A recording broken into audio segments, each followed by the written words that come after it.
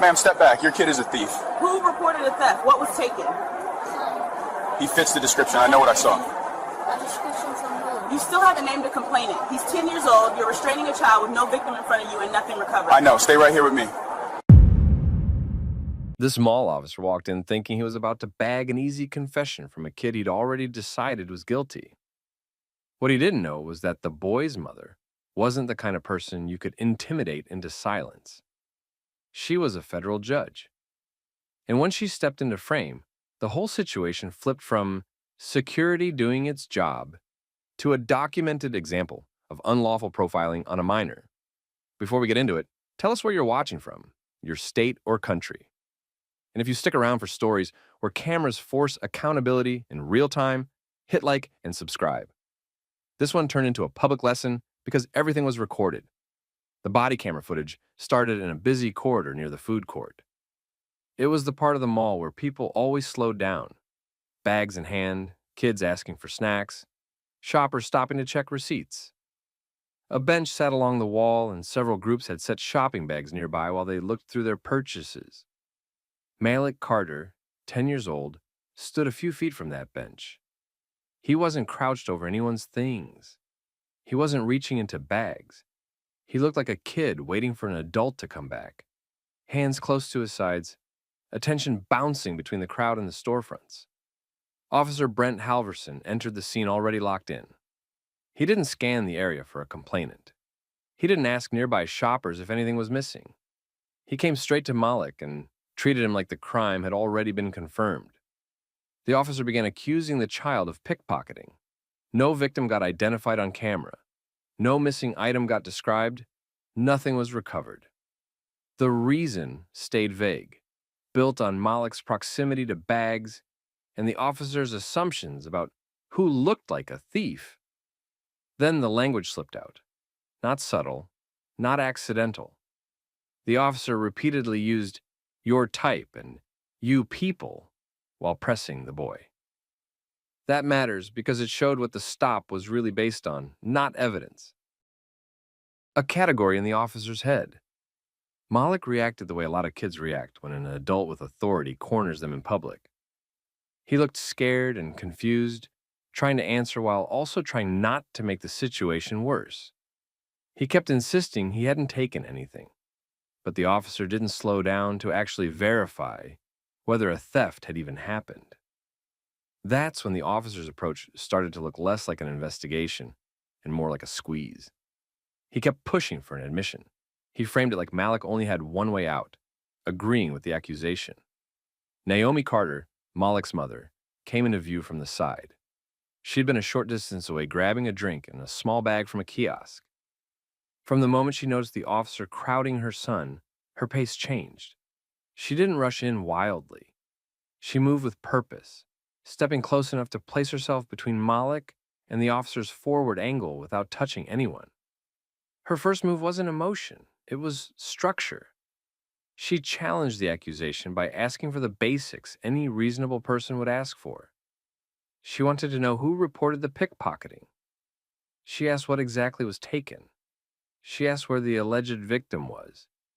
She asked what evidence the officer had that Malik did anything at all. The officer didn't give clean answers because there weren't clean answers to give. He leaned on the same general suspicion and tried to treat her questions like she was interfering. His tone hardened. He repeated the same biased framing, suggesting Malik fit a type, using that you people language again like it was normal. Naomi didn't mirror his volume. She stayed controlled and kept pulling the conversation back to facts. A missing wallet has an owner. A theft has a complainant. A detention needs legal grounds. None of that appeared on the footage. As the questioning tightened around him, the officer changed tactics. He shifted from trying to argue to trying to control the scene physically. The body cam captured his hand reaching out and closing around Malik's wrist. It wasn't a guiding touch. It was a holding grip, meant to prevent the child from moving away. Malik visibly tensed, shoulders up, body stiff, eyes wide. People nearby started paying attention. A couple of bystanders slowed down. At least one phone came up, pointed directly at the officer and the child. Naomi immediately demanded the officer release her son. She didn't threaten. She didn't plead. She gave a clear instruction and kept her focus on the fact that Malik was 10 years old and was being restrained without an identified victim or any recovered property. The officer refused to let go. Instead, he escalated again, framing it as a detention and acting like the lack of evidence didn't matter because his suspicion was enough. Then his free hand moved toward his belt, and the camera angle made it obvious what he was reaching for: handcuffs. Not because he had probable cause. Not because a victim stood there pointing at Malik. Not because property had been found. It was a pressure move, aimed at a scared child and a mother who wouldn't back down. Naomi didn't step back. She also didn't give him anything to twist into resisting. Her posture stayed firm. Her questions stayed focused. Meanwhile, you could see bystanders committing to recording, because everyone could feel the line had been crossed. And that's where part 1 ends. An officer holding a 10-year-old by the wrist with cuffs coming out, no victim in sight, no evidence on hand, and a mother who's clearly building a record, calmly, deliberately, because she already knows how accountability actually works. The officer kept Malik's wrist locked while Naomi stood close enough to shield her son without touching the officer. The camera picked up her voice, staying steady, and that steadiness did something important. It forced the chaos to look like what it really was: a grown man restraining a 10-year-old with no clear reason. Naomi stayed on the same track. She kept asking for the complainant. She asked for the missing property. She asked for a description that existed before Malik got singled out. She asked what specific action the officer saw that justified grabbing a child. The officer couldn't anchor the stop to anything real, so he leaned harder on attitude and intimidation. He talked like he was doing Naomi a favor by handling it quietly. He framed her questions as obstruction. He acted like she should be grateful he hadn't taken this further. Meanwhile, the only person who had taken it further was him. The "your type" and "you people" language came back again while he tried to justify why Malik stood out to him. He didn't describe behavior. He described a category. That's what made nearby shoppers start paying attention in a different way. People weren't just curious anymore. They looked concerned. A woman near the bench raised her phone higher. Another bystander stepped into the edge of the frame and stayed there watching the officer's hands. A man with shopping bags slowed down and didn't move on. You could tell the crowd sensed the moment turning. Naomi noticed it too. She didn't play to the audience, but she used the presence of witnesses the right way. She kept her words tight and factual, like she was building a record that would hold up later, even if someone tried to twist it. She made it clear Malik wasn't leaving with the officer unless the officer could explain the legal grounds. She pointed out that there was still no identified victim. She highlighted that no stolen item had been recovered. She flagged that Malik's age mattered because this wasn't an adult being stopped for a verified report.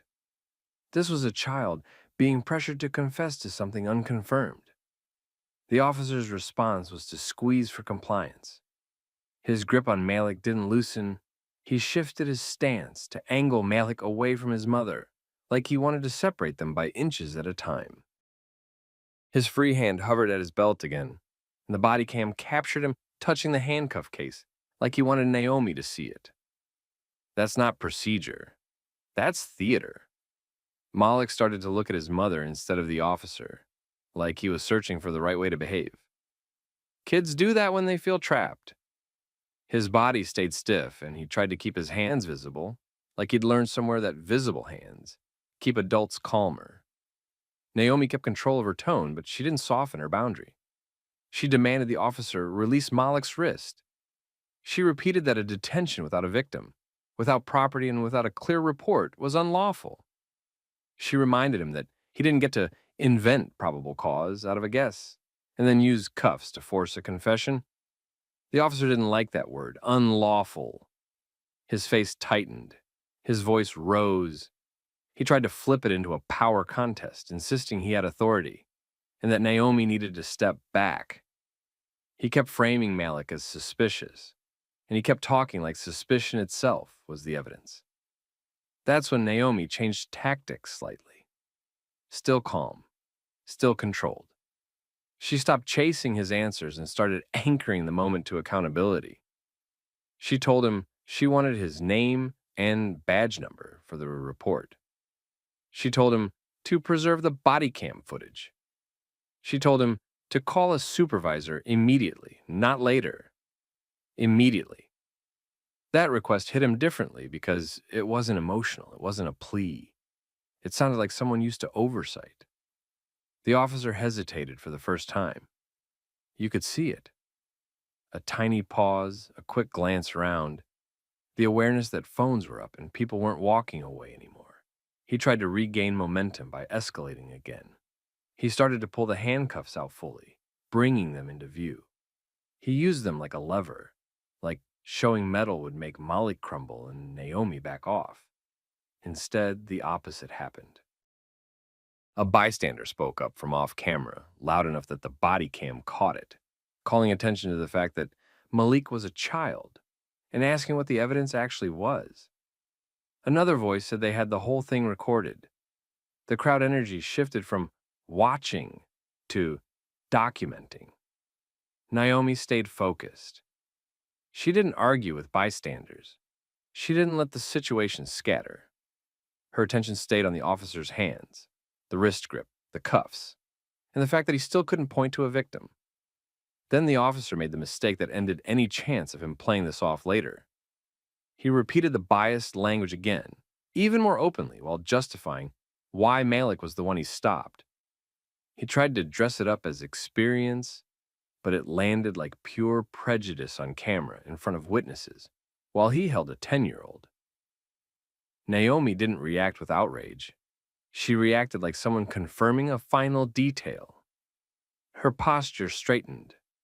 Her voice stayed even. She stopped negotiating and moved into command mode. The cuffs were out now.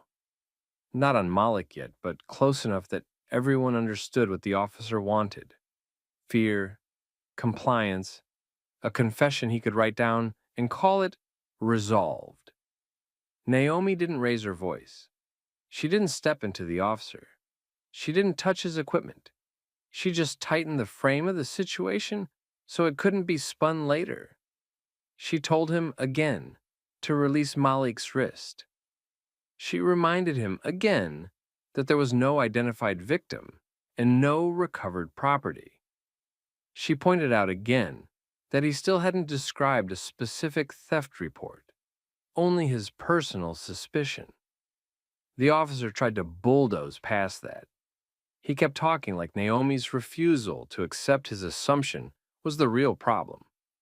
He leaned on authority words and implied consequences if she didn't cooperate. He also kept referring to Malik in group terms, like Malik didn't get to be an individual child, only a stereotype. That your type, you people framing stayed in the audio, clear as day. And you could feel the crowd locking in. Phones stayed raised. People stopped pretending they weren't watching. Someone moved to the side for a better angle. Another person stayed near the bench, eyes on the officer's hands, ready to speak up. If he tried to drag Malik away, the officer noticed the cameras and, instead of backing off, he tried to control the narrative. He started talking like he was doing the right thing and keeping them all safe. He framed Malik as suspicious because he was near bags. He implied Malik must have been working the crowd. Still no victim. Still no missing item. Still nothing tangible. Naomi shifted her attention to pure procedure. She demanded a supervisor again. She demanded the officer's full name and ID again. She made it clear she wanted an incident report filed and the body cam preserved. She said it like it wasn't a request. It was a directive. That's when the officer tried to end it the way he wanted. He tightened his grip on Malik's wrist and angled the cuffs forward like he was about to put them on. Not because he had legal grounds, but because he wanted to force Naomi to either submit or cause a scene.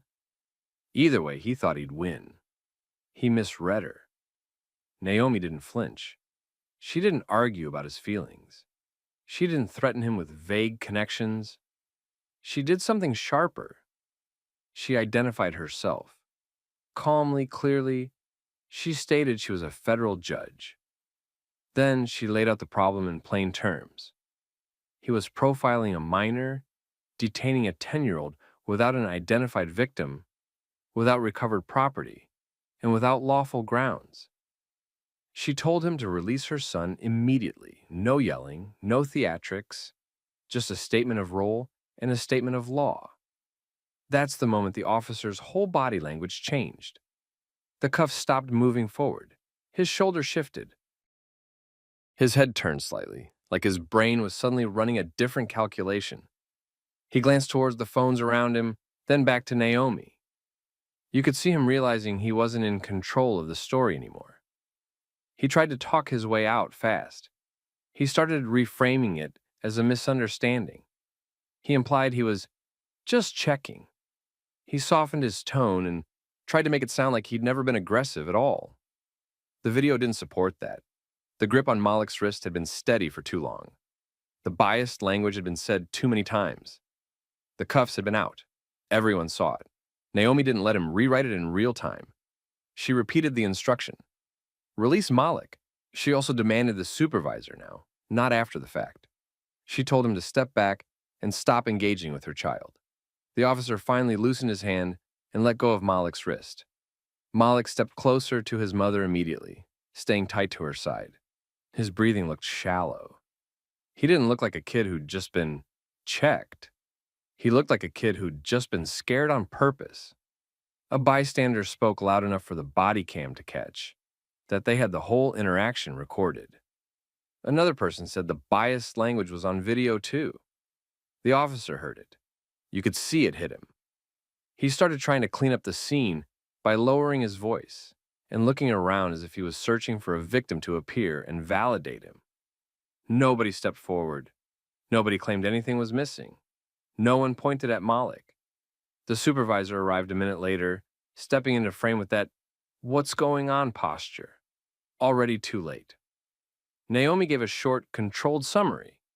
A detention of a minor, no victim, no property, biased language, physical restraint, cuffs displayed. The supervisor didn't argue on camera. He didn't want to. Not with phones rolling and a federal judge standing there holding her child. The officer tried one more time to minimize it, but his own footage boxed him in. Naomi requested the incident number. She requested the officer's information. She requested confirmation that the body cam would be preserved. She made it clear she'd be filing formal complaints with the mall, the security contractor, and the appropriate oversight channels. Then, she walked Malik away.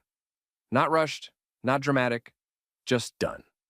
And right there, you could tell the officer knew something else, too. This wasn't staying in the mall. By the time Naomi and Malik reached the escalator, 3 different phones had already uploaded clips. Not later that night. Right then. The kind of quick post that spreads because it's short, clear, and ugly in the simplest way. An adult restraining a 10-year-old with cuffs out, while using "your type, you people" language on camera. Within hours, the video hit local community pages. Then bigger accounts picked it up. People didn't need a long explanation. The footage explained itself. The mall tried to get ahead of it with a bland statement about safety and taking all concerns seriously. That didn't land. The problem wasn't that the officer asked a question. The problem was everything he did after he couldn't support the accusation. The security contractor reacted next. First move was damage control. They said they'd review the incident. They used careful wording. Meanwhile, the clip kept moving. What made this blow up wasn't Naomi's title, even though that's what the headlines latched onto. It was how clean the evidence was.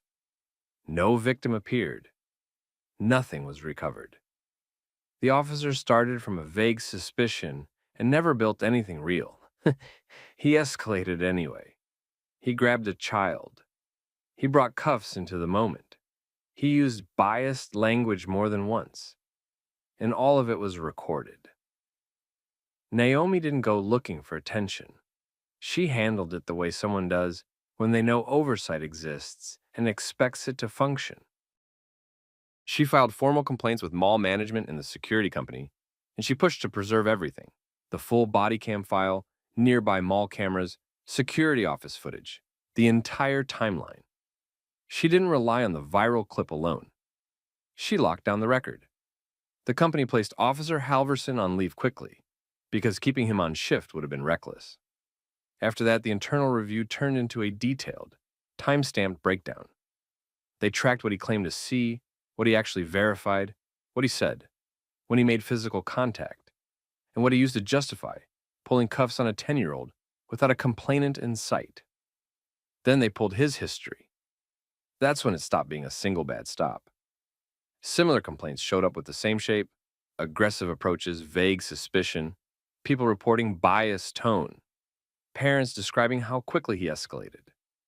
Some of those complaints had been brushed off before because there wasn't enough proof. This time there was. The company considered the usual exit ramps, the kind of soft response that makes things go away quietly.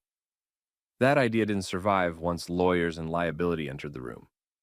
A child being restrained without grounds, with biased language on camera, isn't something you patch with a training reminder. So the outcome moved straight. He stayed on leave through the review, and then he was terminated. Not a quiet reassignment, not a mutual agreement. Fired because the footage made it impossible to defend his choices. After that, the mall announced changes because the public pressure didn't fade. They tightened detention standards so an officer couldn't grab someone based on a feeling. They set clearer rules around minors. They made supervisors mandatory in certain situations. They pushed de-escalation harder. They also emphasized body cam compliance, because everybody had just watched what happens when cameras are on and someone still chooses to act reckless. For Naomi and Malik, the aftermath looked different. Malik had to process that an adult treated him like a suspect for standing near bags. Naomi kept his world steady while she handled the official side. She didn't turn her kid into a spectacle.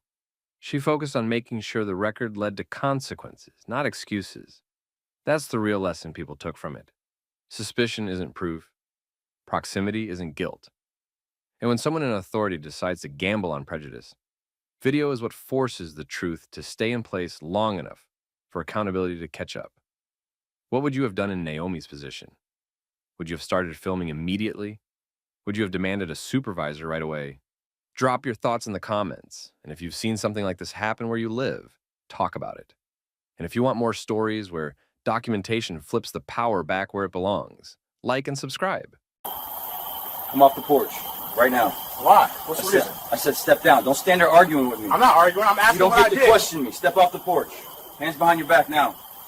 Stop resisting. I'm not resisting. Keep your hands where we can see them.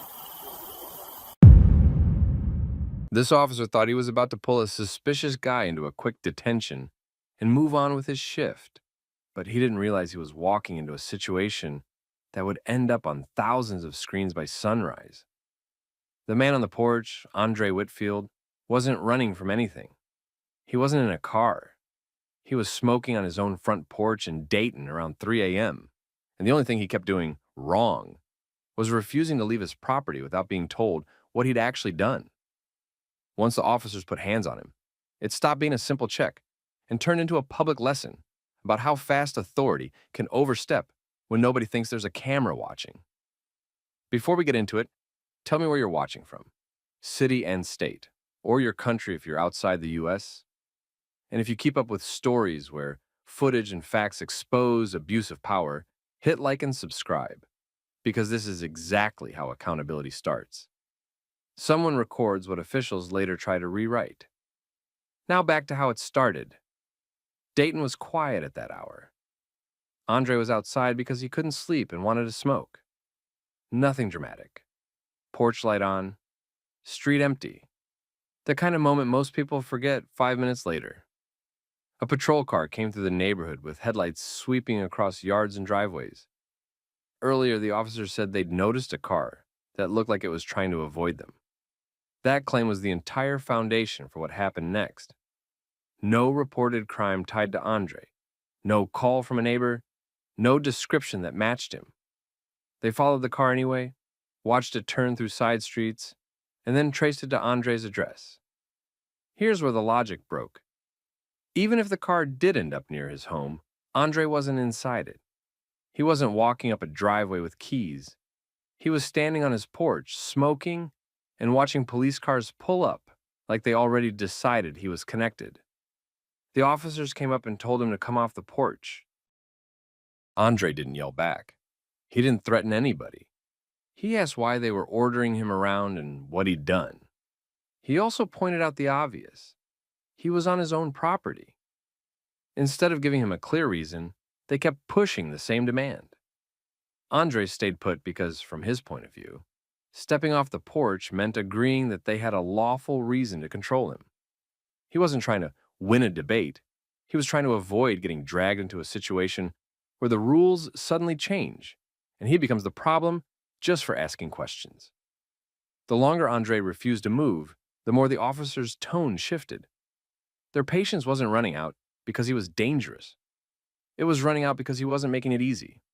They wanted him in the open, away from his front door, and they wanted it fast. Andre kept it consistent. He asked what he was being stopped for and why they were treating him like a suspect. The officers didn't offer anything specific that matched their level of aggression. No clear accusation. No explanation tying him to the car beyond "it came here," as if an address automatically turns into guilt. Then one officer stepped closer and reached for him. Andre pulled back, not like he was trying to fight, but like anyone would when a stranger reaches for them on their own porch. That moment became the excuse. The officers grabbed him, forced his arms, and turned a verbal confrontation into a physical arrest. While they did it, Andre kept repeating the same point. He was on his property and he hadn't been told what crime he committed. The officers kept moving him anyway, controlling his body, because they couldn't control the conversation. What they didn't account for was the porch camera. A Ring doorbell had the whole exchange. It didn't capture a suspect refusing lawful orders, the way police statements sometimes frame these incidents.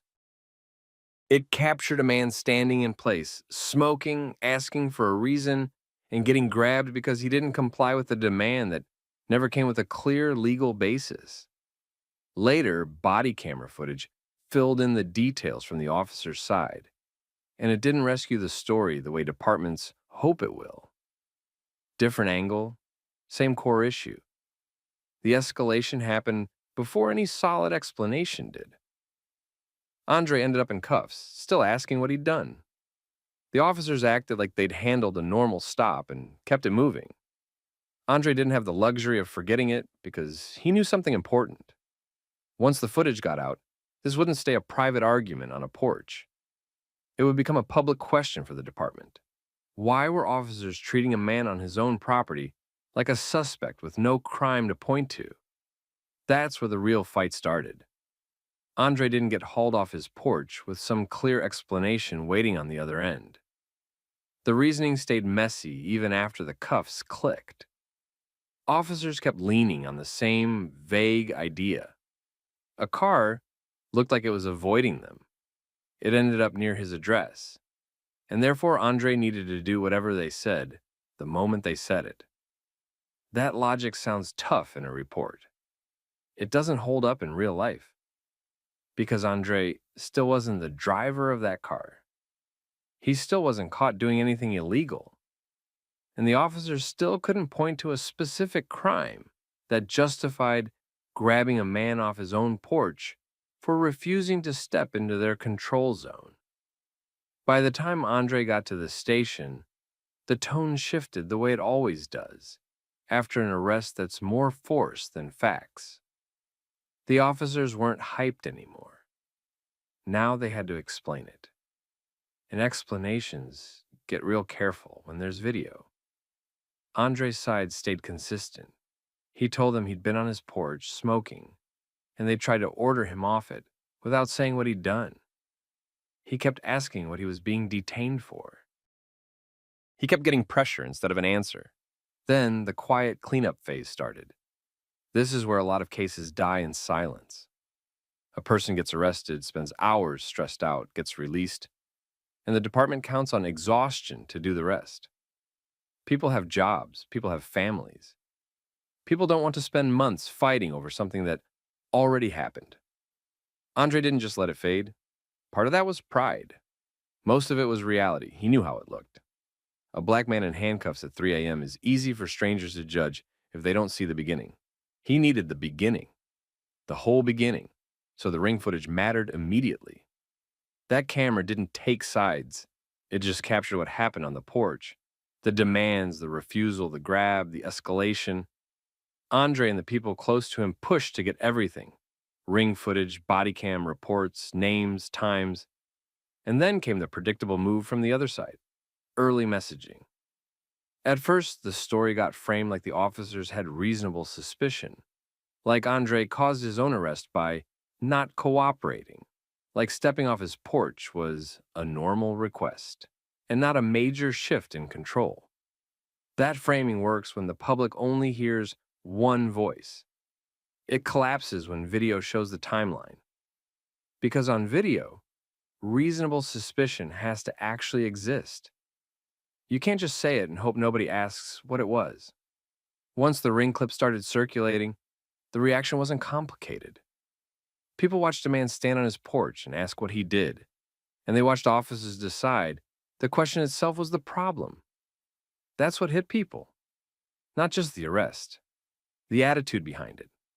The local conversation turned into a bigger one fast. Folks weren't debating whether Andre was polite enough. They were asking why police thought they could pull someone off private property on a hunch that didn't even connect to him. Then the body camera footage came into the picture. Bodycam didn't rescue the officers the way it sometimes does when a clip is missing context. It added context that made it worse. It showed the same thing from the inside. Officers talking themselves into escalation, repeating orders without building a legal reason, treating the porch like it was a crime scene just because they wanted it to be. Once both videos were out there, the case stopped being a neighborhood incident and turned into a public test for the department. People wanted to know what the policies were, what officers were allowed to do on private property, and why he didn't comply, was being treated like a crime when Andre was asking a basic question any innocent person would ask. And behind the scenes, the department had a new problem. The footage didn't match the clean version of the story. Internal reviews don't start because departments suddenly get a conscience. They start because the receipts are too clear to ignore. If the public can see the gaps, officials have to either admit it or double down and look dishonest. Andre's situation got re-examined. The key fact landed hard. He hadn't done anything wrong. No illegal driving, no matching suspect description, no evidence tying him to that car beyond it came to this area. No crime on the porch. Just a refusal to step off property when officers couldn't explain why they were there. Once that conclusion took shape, everything the officers did after the initial approach looked worse. The grab, the force, the arrest. It all became an answer to a question nobody liked hearing. What did I do? Public backlash kept building. Community voices got louder. Media coverage followed because the story had everything that makes people angry. A man at home, a vague pretext, and a camera showing the gap between lawful policing and because I can. At that point, discipline stopped being optional. The department had to respond in a way that looked real, not symbolic. And that's where the pressure started turning into consequences. Once the video spread, the department lost control of the story. That's what changed everything. Internal memos and careful wording don't compete with clear footage, especially when the footage shows a simple pattern. Officers treated suspicion like proof and treated a man's porch like their workspace. Public pressure didn't come from one place.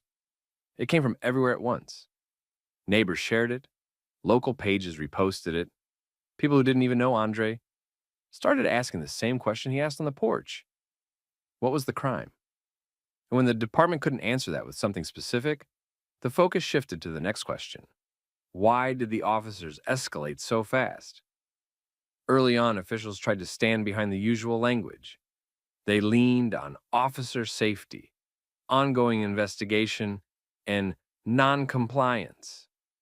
That framing works when the public doesn't see the beginning. In this case, the beginning was the whole story. The Ring video showed Andre in place, smoking and asking for a reason. The Bodycam showed the officers from their own perspective, still struggling to justify why they needed him off the porch in the first place. Together, those videos boxed the department in. If they defended the arrest, they'd be defending the idea that an officer can grab you on your property simply because you don't step where they want. That's a losing argument in a city full of homeowners and renters who understand one thing perfectly. A porch is still part of home. So the review process turned from checking a complaint into damage control with deadlines. Supervisors had to read the reports. They had to compare them to video. They had to explain the gap between what was claimed and what was visible. And then the core finding hit, quietly at first, and then publicly. Andre Whitfield had done nothing wrong. That one sentence changed the entire case from messy but justified to unlawful and avoidable. If there's no underlying offense, the chain snaps. The stop looks shaky. The orders look pointless. The force looks excessive. The arrest looks like retaliation for not being obedient enough. That's what the footage made impossible to deny. Discipline started as the department's attempt to calm the outrage. The problem was, the outrage wasn't about tone. It was about conduct. People weren't asking for an apology. They were asking whether the officers would face real consequences for grabbing a man off his own porch over a hunch that didn't even point to him. The department moved through the steps fast. Administrative review, policy checks, internal interviews, supervisors trying to figure out who approved what and why. Nobody slowed it down. Once the scrutiny locked in, the officers involved couldn't hide behind split-second decisions because nothing about that porch encounter was split-second. They had time. They chose escalation anyway. Eventually, the outcome landed where the footage had been pointing the whole time. The officers involved got fired. That mattered because it sent a message the public almost never gets to see in these cases. The video didn't just create a debate, it created consequences. The job losses didn't undo the arrest, but they did confirm something important. Andre wasn't confused about his rights, and he wasn't lucky to be proven innocent later. He was right in the moment. Andre's name became attached to a bigger warning. People used the case to talk about property lines and policing, but also something more basic. How quickly some officers treat everyday behavior as suspicious when the person doesn't look like someone they're used to respecting. A man smoking on his porch became connected to a car the police chose to follow. That's not an investigation. That's assumption with a badge. The longer-term impact didn't stay stuck on those two officers either. Departments don't like getting embarrassed on video. Policies get re-emphasized. Training gets scheduled. Supervisors start reminding people what they're allowed to order and what they're not. The phrase, private property, suddenly shows up in briefings like it's a new concept. Even when institutions move for selfish reasons, the result can still protect the public. Andre didn't walk away from it like some movie hero. Real life doesn't work like that. He walked away knowing he'd been targeted for nothing, handled roughly on his own porch, and then forced to fight for the truth after the fact. He also walked away knowing the footage mattered, and not just for him. It set a boundary in public view. Here's the moral, and it is not complicated. When authorities can't explain what you did, they'll try to make the problem your attitude. They'll try to turn questions into disrespect. They'll try to turn standing still into obstruction. That's why recording matters. That's why oversight matters.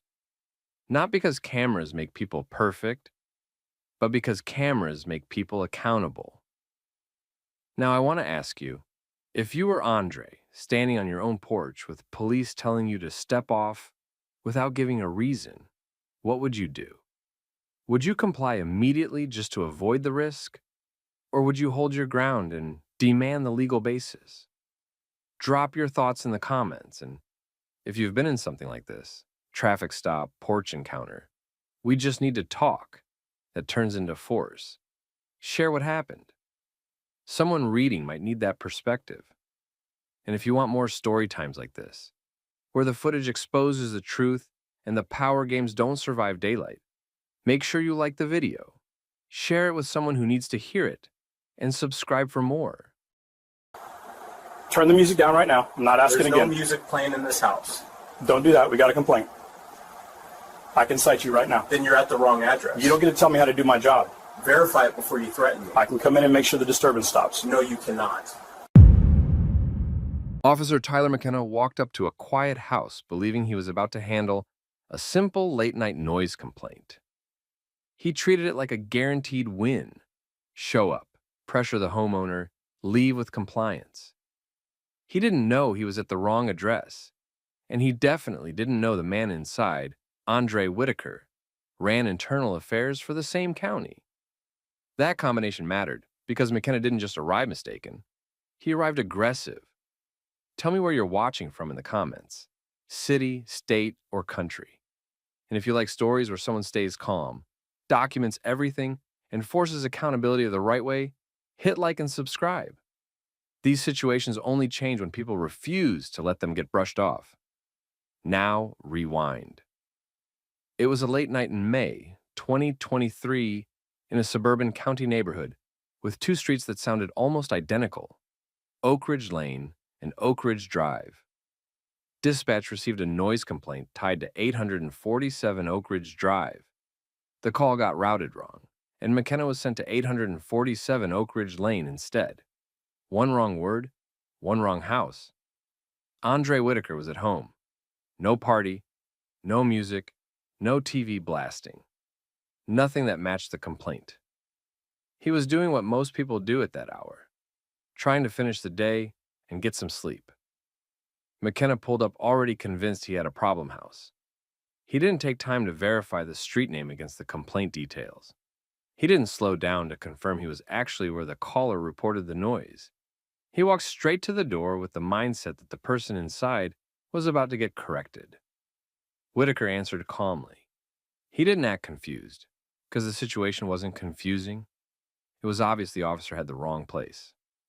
McKenna immediately brought up loud music and spoke as if it had already been confirmed.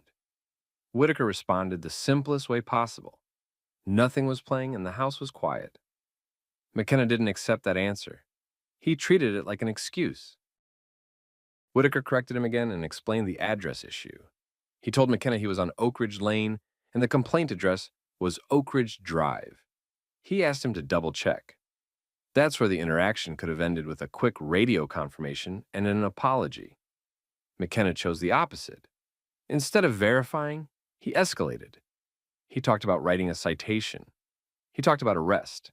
He hinted he could come inside and make sure the noise stopped. None of that made sense because there was no noise to stop, and there was no legal basis for threatening entry when the officer hadn't confirmed the complaint location or even verified the situation. Whitaker stayed composed and focused on facts. He didn't argue about respect. He didn't throw his title around. He kept pointing back to what mattered: the wrong address, the lack of music, and the need to verify before making threats. McKenna's approach showed a bigger issue. He was acting like his authority replaced evidence. When Whitaker didn't get intimidated, McKenna pushed harder, like the goal wasn't solving a complaint, but forcing submission. Another detail made the moment worse. McKenna's body camera wasn't activated. Whitaker noticed. He'd spent his career reviewing incidents where body cameras accidentally weren't on during the exact moments accountability mattered. He didn't say it dramatically. He registered it the way an investigator does. as a problem that would matter later. The pressure continued for several minutes. McKenna kept insisting the complaint was valid. Whitaker kept insisting the facts didn't match. The conversation stayed controlled on Whitaker's side, but the threat was still real because officers don't need to be right to make your night dangerous. They only need to decide they're going to. The change came when McKenna finally realized who he was dealing with. It wasn't some magic flip. It was recognition. Something connected: the name, the tone, the confidence, the way Whitaker kept returning to policy and verification. Once McKenna understood Whitaker wasn't just any homeowner, the aggression dropped. The threats stopped. The posture softened. He ended the encounter and left without a citation, without an arrest, and without doing the one thing he should have done from the beginning: verify he was even at the correct address. Whitaker didn't let the situation fade into nothing happened. He treated it like a serious incident because it was one. He documented it right away while details were fresh: the address mix-up, the threats, the refusal to verify, and the body camera failure. He also made a decision before the night even fully passed. He was going to file a formal complaint. By morning, Whitaker wasn't debating whether it was worth it. He'd seen too many incidents die in the space between anger and action. He moved like someone who understood timelines, documentation, and how quickly a bad encounter gets rewritten once people start protecting themselves. He started with a clean account of what happened: time of contact, wrong street name, the claim of loud music that didn't exist, the threats to cite, arrest, and enter, the fact that the body camera wasn't activated. He kept it factual because he knew emotional wording gives people excuses to dismiss it.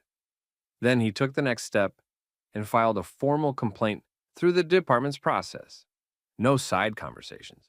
No handle this quietly request. He wanted it logged the way policy required, because a logged complaint can be audited later. A casual complaint can disappear.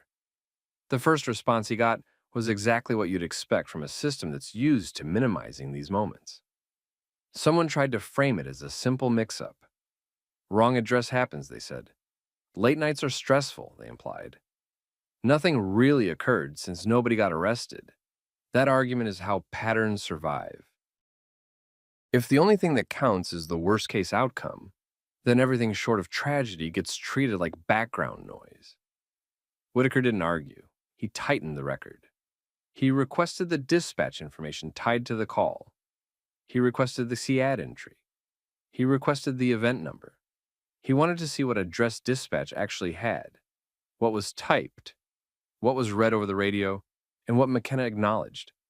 That's where truth starts separating from excuses. He also made sure the body camera issue was central, not a footnote. Officers don't get to choose when accountability applies. If a call is serious enough to threaten arrest and entry, it's serious enough for a camera. Simple as that. A few days later, the conversation shifted inside the building. The word got around that the homeowner wasn't just some guy. People started realizing Whitaker could read a report and immediately spot what was missing. He could compare the narrative to policy in real time. He could ask for things most civilians don't even know exist. That changed how careful everyone suddenly wanted to be. Whitaker didn't lean on his title in public. He didn't need to. The system already knew what it meant. He also did something strategic. He contacted a civil rights attorney before the department could close ranks and declare the matter resolved. The attorney didn't treat it like a dramatic headline. They treated it like a case file. They asked the same questions a good investigator would ask, just with a legal lens. They focused on 4 points. McKenna went to the wrong address and didn't verify it. He claimed loud music with no objective confirmation. He escalated to threats of arrest and entry without a factual basis. He failed to activate his body camera. Those aren't just bad judgment calls. Those are policy problems. Legal problems, too, depending on what the evidence shows. The attorney sent preservation requests right away. That meant dispatch audio, CAD logs, GPS data, any neighbor call details, and anything else tied to that incident had to be retained.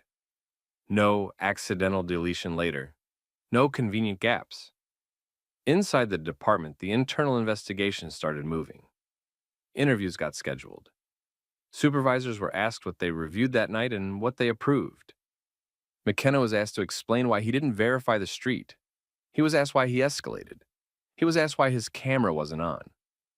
That last question hit hard because it wasn't his first time getting asked it. As investigators dug, they didn't just look at this one call. They started looking sideways at his history.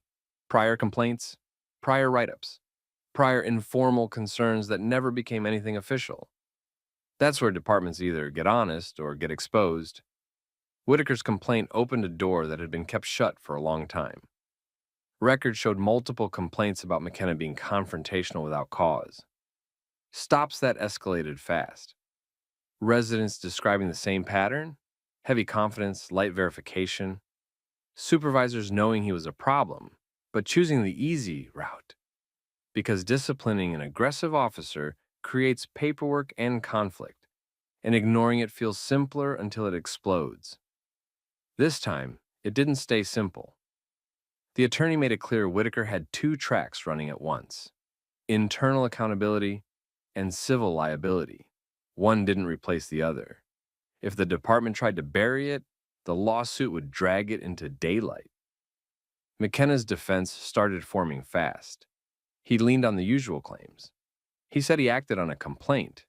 He said he believed he was at the right address. He said the homeowner's attitude concerned him. He suggested the situation required firmness. It wasn't enough because the record was building around him. Dispatch logs would show the address. GPS would show where he went. Audio would show what he was told. The absence of Bodycam would sit there like a missing page from a book, right at the part that mattered. And Whitaker, of all people, knew how to keep pressure on the process without letting it turn into a personal feud. By the end of the first couple of weeks, the department couldn't treat it as miscommunication anymore. Too many pieces were being requested. Too many people were being interviewed. Too much of McKenna's history started matching the same shape. The county also noticed something else. If this became public, it wouldn't just be about one officer at one door. It would be about why repeated complaints were ignored until the wrong officer picked the wrong address and threatened the wrong homeowner. The internal investigation didn't start with a grand reveal. It started with routine checks that should have happened on night one. Investigators pulled the dispatch package. They listened to the call notes. They checked what address got entered and what address got transmitted. They matched it to the GPS data from McKenna's unit. They compared that to the complaint address. The conclusion was clean. McKenna went to 847 Oak Ridge Lane, while the complaint was for 847 Oak Ridge Drive. The mix-up didn't excuse what happened next because policy still required verification before escalation. Then came the part that made supervisors uncomfortable. McKenna's report didn't match reality.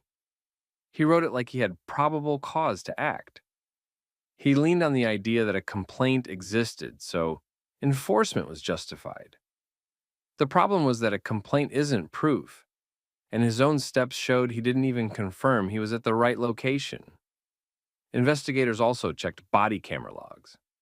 McKenna's camera wasn't activated during the interaction. There was no valid reason documented, no equipment failure reported, no supervisor note, nothing.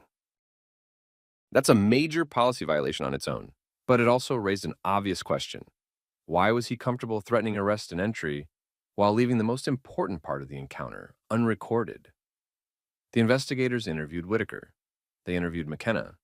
They interviewed the dispatch operator. They interviewed the supervising sergeant assigned that shift. They also spoke to neighbors nearby, not to chase gossip, but to confirm the simplest fact in this entire situation. There was no loud music at Whitaker's house. No one credible could back up McKenna's claim. The street wasn't describing a disturbance. The complaint didn't even belong to that address. The case was turning into a textbook example of what happens when an officer treats authority like a shortcut. At this point, the department had a choice. They could treat the incident like one bad call and hand out a light reprimand, or they could do what they rarely do, open the closet and look for what else was inside. They looked. McKenna had a history, not one dramatic incident that forced a headline. Something more common and honestly more dangerous in the long run. Repeated complaints that sounded similar and went nowhere. Residents had reported him being aggressive without clear cause. People described him escalating conversations quickly and using threats to control situations that didn't require force. Some complaints mentioned stops and contacts where he refused to explain the legal basis for what he was doing. Others mentioned intimidation, then no meaningful follow-up from the department. That pattern mattered because it explained why McKenna felt comfortable acting the way he did at Whitaker's door. He didn't act like someone afraid of consequences. He acted like someone used to them not existing. Supervisors got pulled into it next. Investigators asked what they knew about earlier complaints. They asked why nothing had changed. They asked what corrective actions had been taken. The answers weren't great. A lot of it came down to the usual mix. Complaints labeled unfounded without serious review, informal counseling that never got tracked, and leadership treating community reports like noise instead of warning signals. Nobody wanted the extra work. Nobody wanted the conflict. Everyone wanted the problem to stay quiet. Whitaker's complaint didn't let it stay quiet.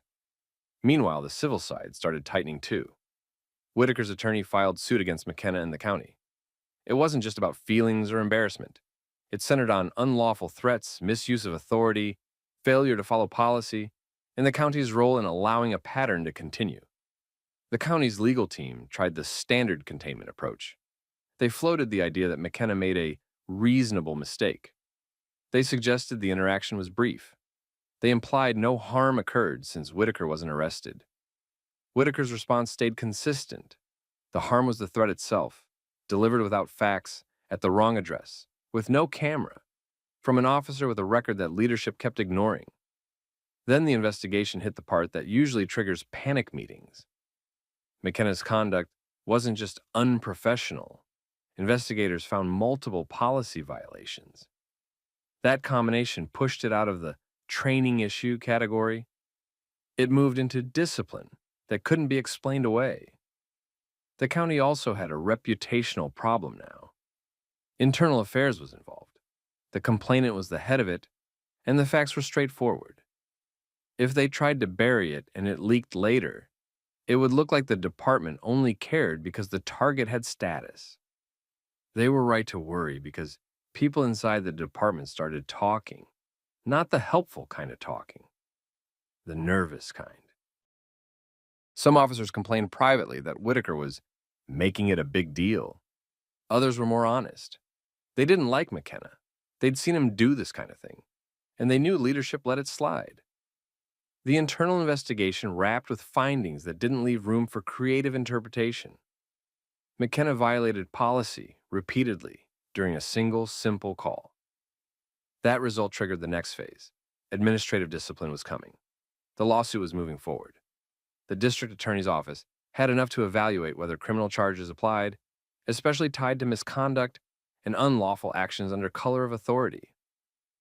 McKenna wasn't just facing a write-up anymore. He was facing consequences that could end his career. By the time the internal investigation finished, the county couldn't pretend this was a communication issue. Too many facts lined up the same way. Wrong address. No verification. Threats that didn't match the situation. Body camera not activated. A report that tried to justify the escalation after the fact. That's how it moved from an internal problem to a legal one. The district attorney's office reviewed the investigation file and the supporting records. They didn't need a complicated theory. The conduct was straightforward. McKenna used police authority to threaten enforcement actions without confirming he was even at the correct location, and he did it off camera when policy required recording. That isn't a small mistake. It's misuse of power. Criminal charges followed. McKenna tried to fight it like most officers do when the system finally turns toward them. He framed it as a stressful night. He leaned on the idea that officers need discretion. He pushed the narrative that he was responding to a community complaint and had to act quickly. The prosecution didn't chase emotions. They stayed on sequence and proof. They showed the complaint address and the address McKenna actually went to.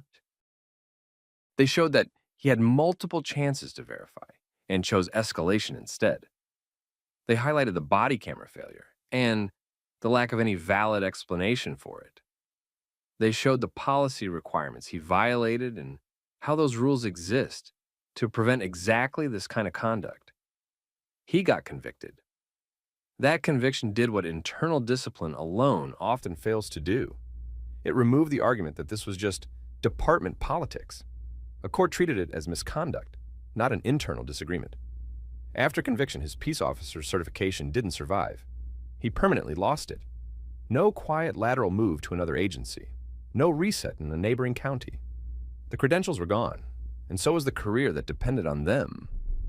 While the criminal case unfolded, Whitaker's civil case kept moving on its own track. The county knew what discovery would reveal if they dragged it out. The ignored complaints, the pattern, and the way leadership let it continue. They also knew what it would look like in public if they fought hard against the head of internal affairs after the facts were confirmed. A long trial wasn't going to help them. They settled. $300,000 to Whitaker. That number wasn't just compensation. It was the county paying for the gap between what policy said and what leadership allowed. McKenna created the incident, but the county created the environment where he believed he could operate like that. The settlement also came with pressure that money alone couldn't solve. The county had to adopt reforms that directly targeted the failures exposed by this call. Inside the department, the cultural effect was immediate. Officers who relied on intimidation started watching their steps. Supervisors realized ignoring complaints could come back on them with receipts. Internal affairs gained leverage to demand real follow-through because Whitaker's case showed what happens when leadership tries to smooth things over instead of fixing it. Whitaker didn't treat the outcome like a victory lap. He treated it like proof of concept. Calm beats chaos. Documentation beats denial. Process beats power trips.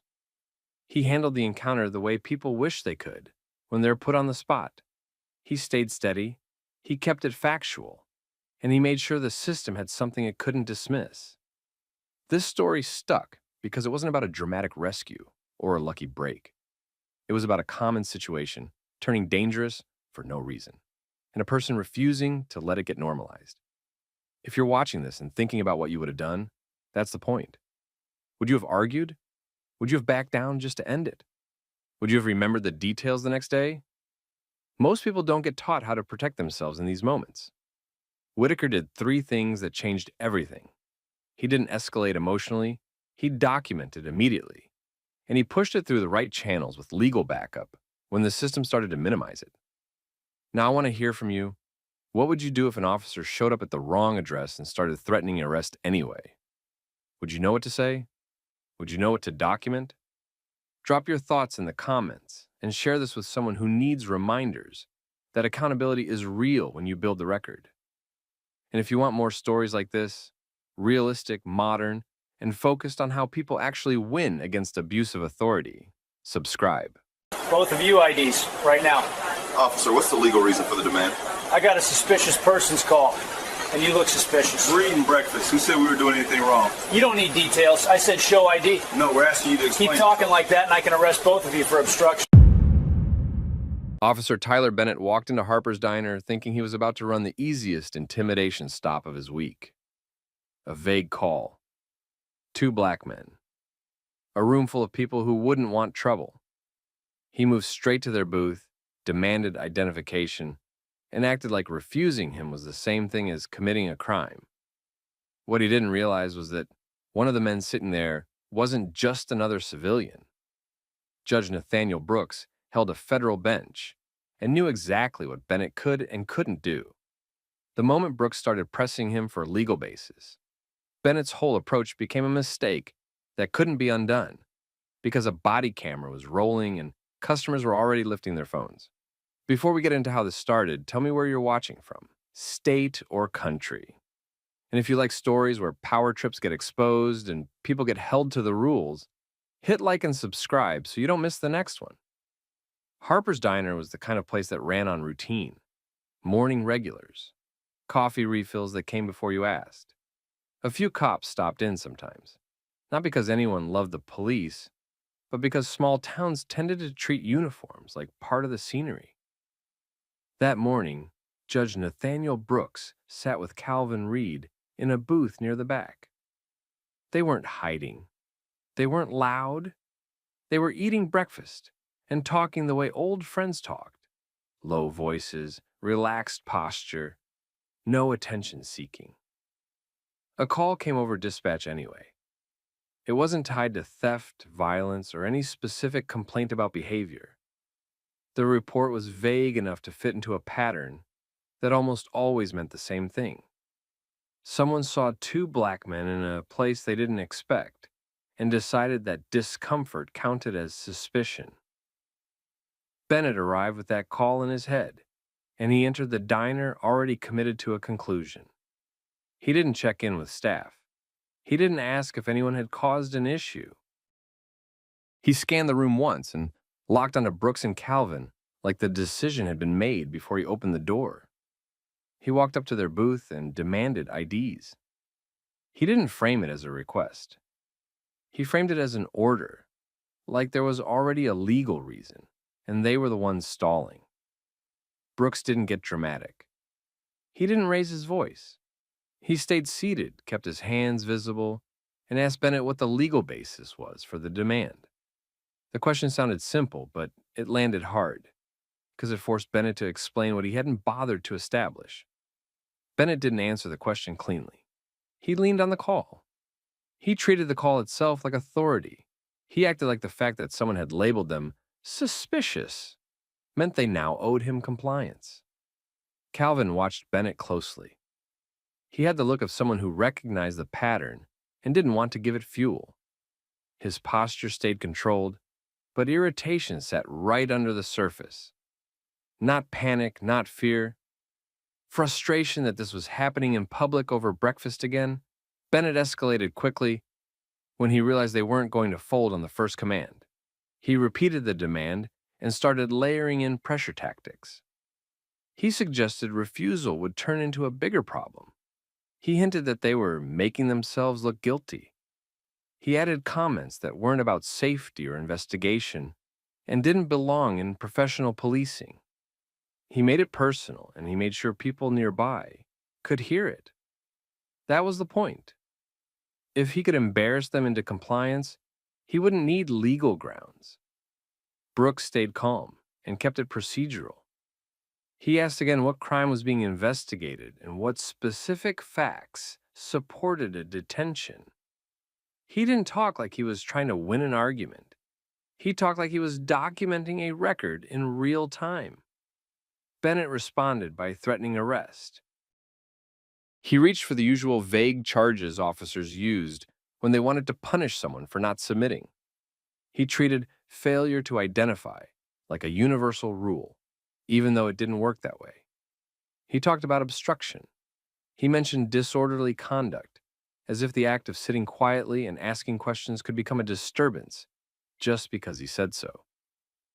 Customers started paying attention. Forks slowed. Conversations dropped off. People didn't need legal training to recognize when an officer was pushing too hard with too little reason.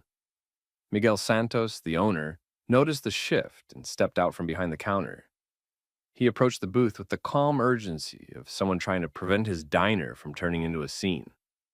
Miguel asked what was going on and why Bennett was demanding IDs from paying customers who were eating quietly. Bennett turned on him fast. He told Miguel to back off and implied that interfering would bring consequences. The tone carried a message that went beyond the moment. The badge outranked the business owner, and Bennett expected everyone to accept that. Miguel didn't take the bait. He didn't insult Bennett. He didn't get loud. He kept the focus on the facts. No one inside the diner had reported a crime. The men weren't causing a disturbance, and the officer didn't get to treat suspicion as a blank check. Bennett doubled down. He tried to control the room by controlling the narrative. He raised his voice slightly and used officer safety language as cover, even though Brooks and Calvin hadn't moved in a threatening way. He positioned himself like he wanted the camera angles, his body cam, the customers' phones, to show him in charge. That didn't work the way he expected, because the same cameras also captured what started this: a vague call, a targeted approach, and escalating threats without a clear legal foundation. More customers pulled out phones. Some recorded openly, others held their devices lower. Either way, Bennett was surrounded by witnesses who weren't relying on memory anymore. Brooks noticed. Calvin noticed. Miguel noticed too. The power balance shifted the moment multiple recordings started. Bennett tried to force the old balance back into place. He demanded IDs again. He talked about taking them outside. He hinted that if they didn't comply, he'd make the situation worse for them. Brooks didn't match his aggression. He stayed composed and stayed specific. He made it clear he wasn't refusing because he had something to hide. He was refusing because Bennett hadn't articulated a lawful reason. That calmness irritated Bennett more than anger would have. Anger gives an officer an excuse to claim a threat. Calm, precise questioning takes that excuse away and leaves only the officer's decisions. Bennett slipped and revealed what was actually driving him. He made statements that had nothing to do with a specific investigation and everything to do with whether Brooks and Calvin belonged there. The moment wasn't subtle. It was the kind of talk that showed bias without needing interpretation. Brooks didn't argue about feelings. He moved the situation towards accountability. He identified himself. He gave his name and his position as a federal judge in a straightforward way, without showmanship. He didn't wave it like a weapon. He stated it like a fact that Bennett needed to understand immediately. Bennett's demeanor changed on the spot. His voice softened. His posture adjusted. He tried to shrink the moment down into something harmless, like he'd been doing a normal check, and it had simply reached its end. That attempt didn't land, because the escalation had already happened, and it had already been captured. Brooks didn't let him rewrite it. He requested a supervisor. He made it clear he wanted the incident documented and the recordings preserved. He didn't threaten Bennett personally. He didn't grandstand. He kept it about process and law. Calvin stayed steady beside him. He didn't jump into a speech. He didn't antagonize. His restraint mattered because it denied Bennett the chaos he could have used as cover. Miguel stood his ground too. He didn't apologize for defending his customers, and he didn't accept being treated like a suspect in his own business. By the time Bennett tried to step away, he wasn't controlling the scene anymore. He was trapped inside his own footage, surrounded by witnesses who had watched him escalate from a baseless demand to threats and intimidation. That was how breakfast at Harper's Diner turned into the beginning of a case. Judge Brooks didn't let the diner incident fade into a "we'll look into it" promise. He moved fast because he knew how this usually went when people waited. Memories got fuzzy, footage got overwritten, and the official report became the only story anyone was expected to believe.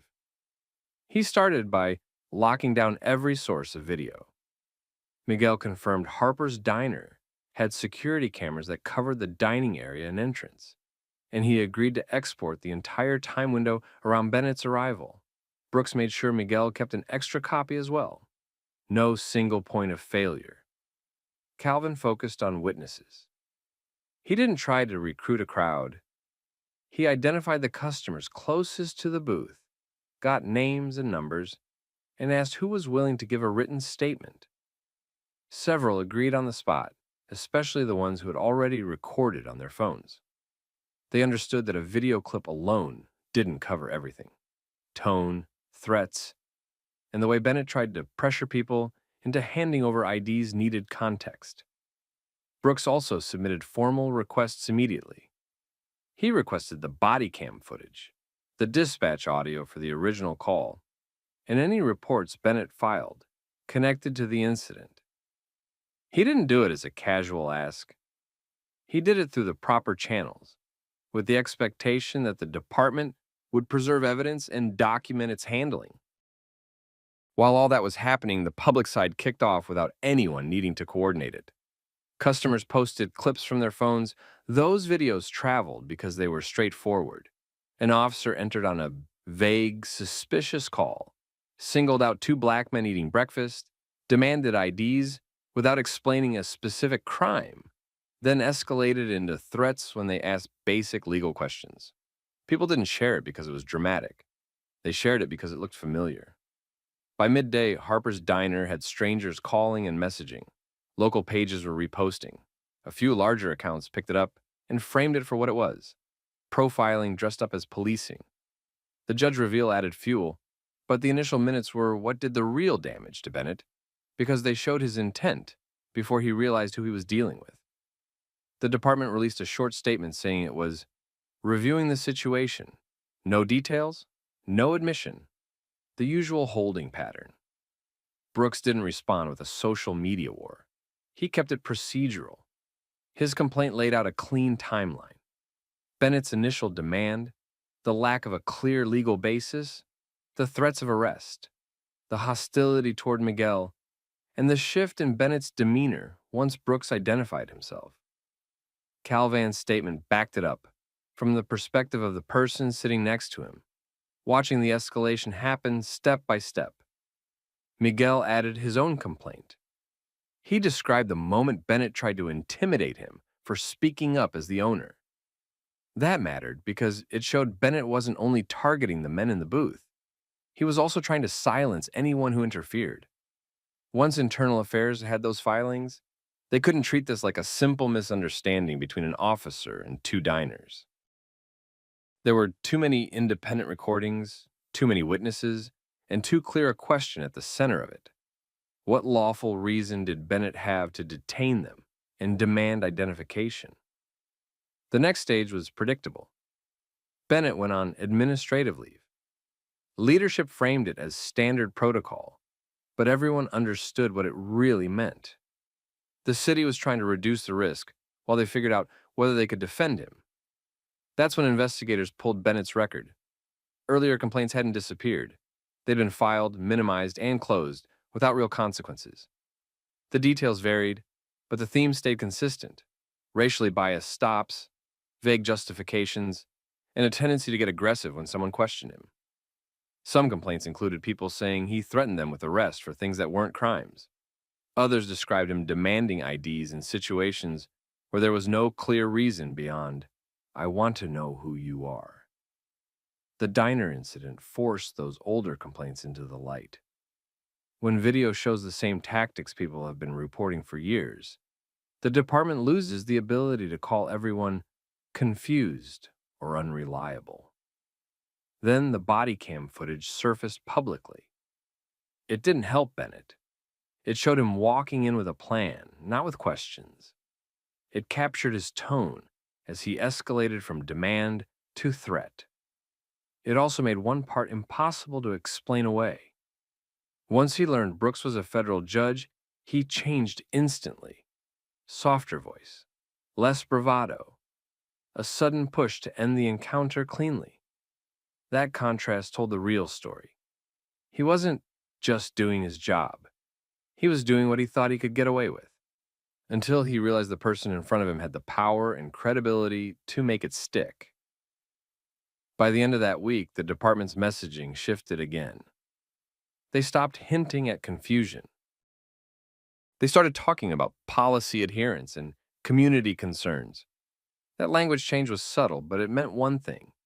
They knew Bennett was turning into a liability they couldn't carry. And Brooks and Calvin weren't backing off. They were preparing to take it past internal discipline and into civil court, where evidence matters more than excuses. Once the body cam footage circulated, the department stopped treating Bennett like a normal employee problem and started treating him like a lawsuit risk. You could see it in their behavior. Fewer casual statements, more lawyers in the room, more careful wording. Judge Brooks and Calvin Reed didn't let them drag it out. Their attorney sent a preservation notice to the city and the department, covering everything tied to Bennett and the diner call. Dispatch recordings, CAD notes, body cam metadata, radio traffic, patrol car GPS, prior complaint files, training records, supervisor reviews, discipline history, and any internal messages about the incident.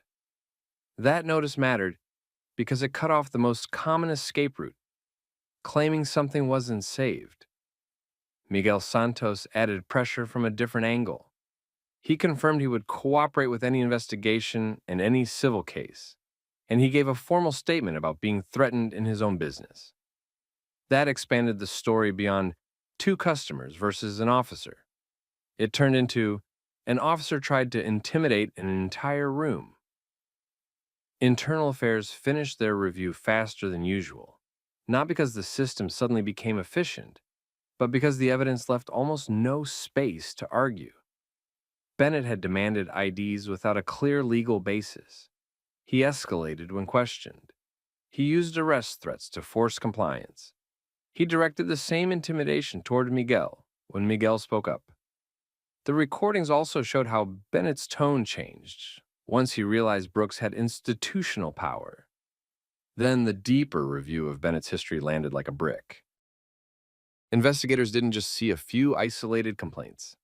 They saw repetition across years, stops initiated for vague reasons, complaints describing similar language, patterns in who was targeted, multiple occasions where supervisors closed concerns with soft corrective action and no sustained finding. That became a second scandal on top of the diner incident. The department had warnings and chose not to treat them like warnings. At that point, the department had 2 options: defend Bennett publicly and hope the public got tired, or cut him loose and try to contain the damage. They chose containment. Bennett was terminated. The department framed it as a policy and conduct failure tied to the diner incident, but the public understood what it really was. The videos forced their hand. Bennett didn't go quietly. He tried to justify himself through informal channels, claiming he was responding to a call and doing what he thought was appropriate. That defense didn't hold up because the call itself had been vague and biased, and his actions didn't match a legitimate investigation. The more he tried to explain, the worse it sounded. Then the civil rights lawsuit hit. Brooks and Calvin filed claims alleging racial discrimination, unlawful detention, and retaliation threats connected to their refusal to comply with an unlawful demand. They also targeted the department and city for failures in training, supervision, and discipline, arguing the department had earlier warning signs and didn't act. Miguel's role strengthened the case. He wasn't the target of the suspicious call, yet Bennett still threatened him when he defended customers. That supported the argument that Bennett wasn't acting out of safety concerns. He was using the badge to control people who didn't submit. The city's legal team tried to steer the case toward quiet resolution. They pushed for behind-the-scenes negotiation, hoping to avoid depositions that would force supervisors to explain why Bennett's earlier complaints were handled the way they were. Brooks understood the leverage. He didn't need a loud public campaign. The record spoke for itself.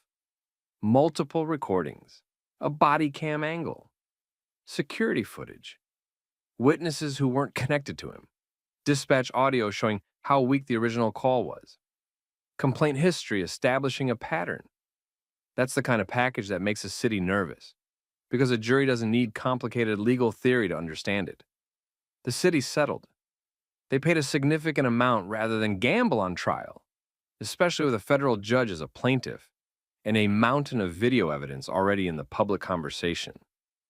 Settlements don't always equal justice, but they do signal one thing. The city didn't believe it could win cleanly. The settlement terms also pushed change. The department tightened rules around ID demands and consensual contacts, requiring officers to clearly document the legal basis for detentions and discouraging fishing for identification without articulable reasons. Bodycam review expanded, Not just when something went viral, but through routine auditing so patterns could be caught earlier. Complaint intake procedures changed, so repeat allegations weren't dismissed as unrelated noise. Bias training became mandatory, with clearer discipline for violations instead of vague coaching. The department also faced community consequences that money couldn't fix quickly. People didn't forget the first few minutes of that diner footage. They remembered an officer walking in confident he could treat two black men like suspects for existing in a booth. They remembered the threats. They remembered the tone shift the instant Brooks identified himself. That contrast damaged trust more than any single insult ever could, because it showed Bennett understood what he was doing and only got cautious when power sat across from him. For Brooks and Calvin, the outcome wasn't about feeling vindicated. They already knew what happened. It was about preventing the department from pretending it was a one-time mistake. The record forced the city to admit risk, forced the department to act, and warned other officers watching the fallout that this conduct could cost them their job. Miguel stayed open for business, but he didn't go back to pretending neutrality was safety. He made it clear Harper's Diner served everyone, and he backed that up with action when it mattered most. That's the lesson here. Power tries to win through speed and intimidation. Cam and documentation slow it down. Clear boundaries expose it. Cameras finish the job. If you were sitting in that booth, so what would you have done? Handed over the ID to end it, or asked the same question Brooks asked and made the officer explain himself? Drop your thoughts in the comments. Share this with someone who needs it. And subscribe for more stories where accountability actually shows up.